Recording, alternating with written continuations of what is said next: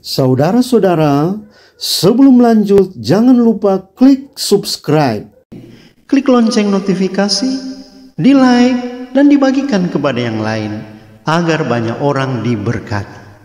Tuhan Yesus memberkati. Yang dikasih Tuhan, kita jumpa lagi dalam program acara Good News for You. Saudara yang dikasihi Tuhan, saat ini saya akan menyampaikan firman Tuhan dengan tema berjalan dalam kekekalan bersama Yesus. Saya akan membaca dalam Yohanes 6 ayat 40, demikian bunyi firman Tuhan.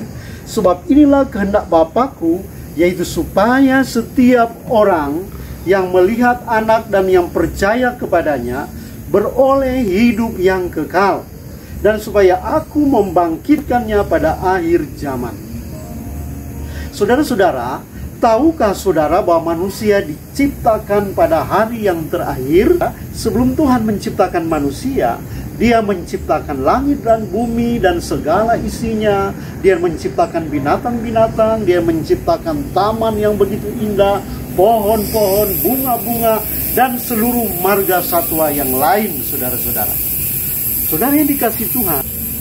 Dan akhirnya pada hari ke-6, saudara-saudara, Tuhan menciptakan manusia di dalam kekekalan hidup, tiada batasnya, saudara-saudara. Kehidupan selama-lamanya. Dia tempatkan manusia di Taman Eden dan memberikan berbagai fasilitas, berbagai sarana di Taman Eden,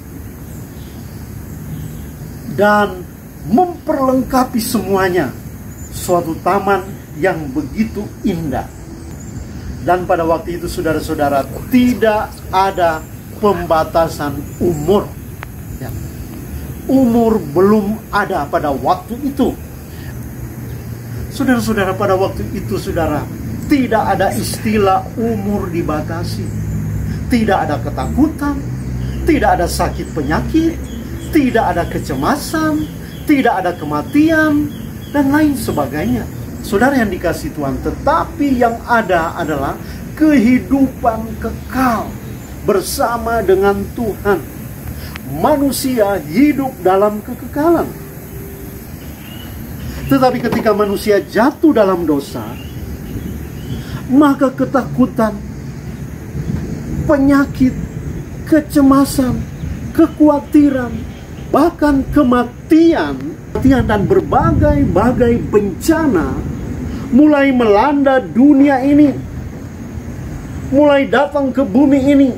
Dan saudara-saudara yang dikasih Tuhan, yang menyedihkan, kehidupan kekal hilang dari manusia. Kehidupan kekekalan hilang dari manusia. Saudara yang dikasih Tuhan, dalam arti Allah membatasi umur manusia dari kekekalan menjadi 969 tahun pada zaman Metusala, dan akhirnya menjadi 120 tahun jika saudara baca dalam Kejadian 6 ayat 5. Dan pada akhirnya dalam kitab Mazmur, Tuhan membatasi umur manusia hanya 70 sampai 80 tahun. Tuhan, inilah realitas kehidupan manusia, di mana ketika manusia jatuh dalam dosa, maka kehidupan kekal itu hilang.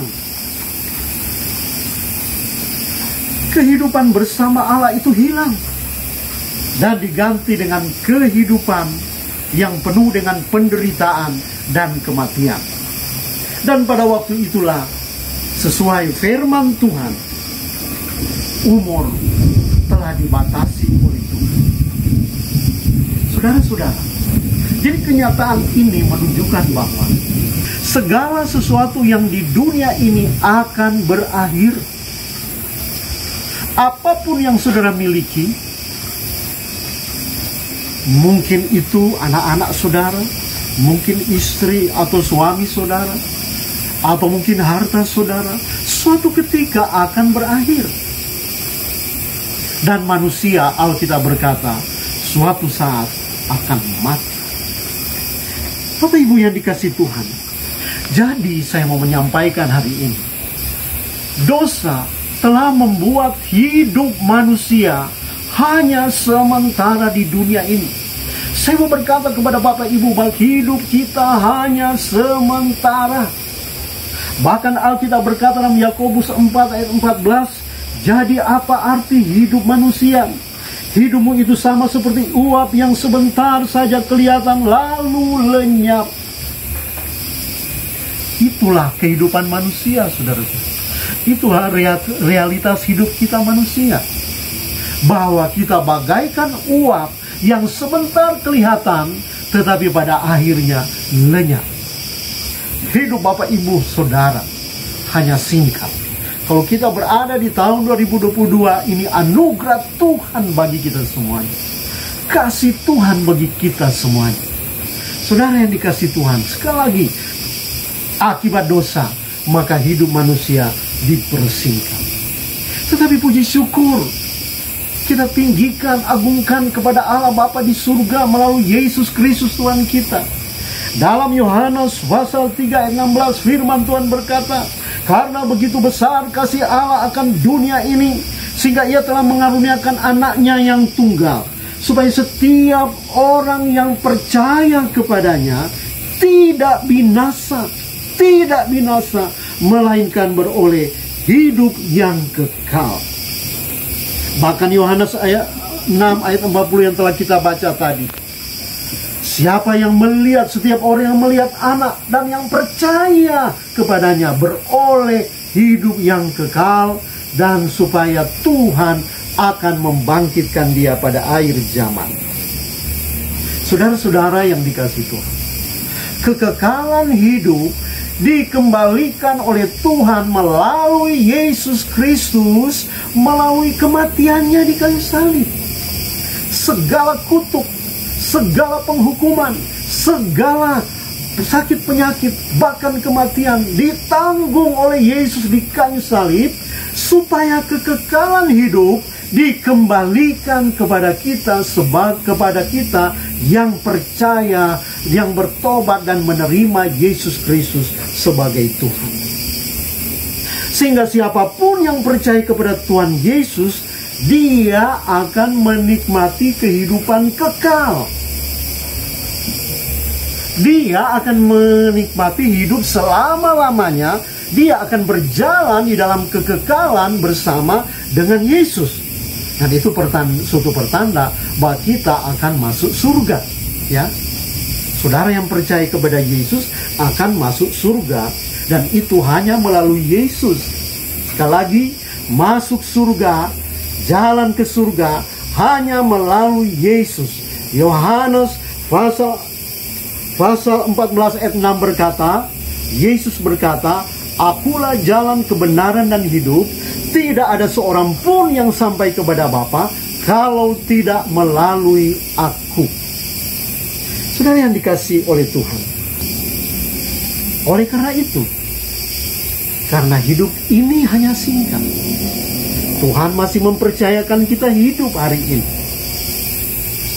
Apa yang harus kita buat? Apa yang saudara harus buat?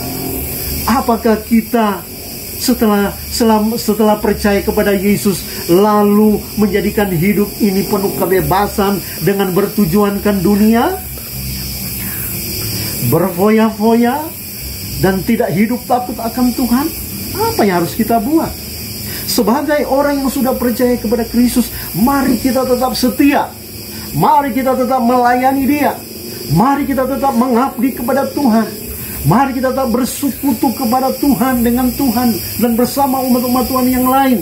Mari kita tetap bersaksi bagi kemuliaan nama Tuhan. Mari kita menunjukkan terang Kristus yang sudah ada dalam hidup kita kepada dunia, supaya dunia, manusia yang hidup dalam gelap, bisa melihat terang abadi di dalam Yesus Kristus. Saudara, apa yang kita buat bagi saudara yang belum percaya, yang belum mengalami zaman kasih Tuhan? Terimalah Yesus sebagai Tuhan, supaya kehidupan kekal ada dalam hidup saudara, dan saudara pada akhirnya berjalan dalam kekekalan bersama dengan Yesus.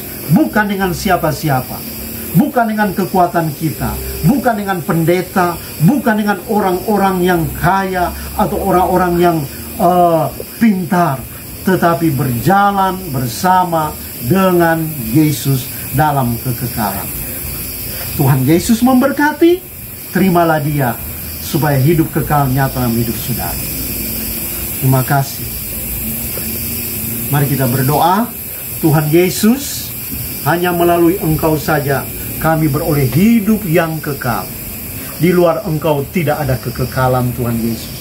Untuk itu Tuhan Yesus, jamah kami, sentuh hati kami semua yang mendengar firman ini, agar kami sungguh-sungguh datang kepada Yesus, bukan sekedar menjadi Kristen beragama, tetapi tidak mengalami kehadiran Tuhan dalam diri kami. Ini kami Tuhan, hidup kami akan sia-sia tanpa Engkau.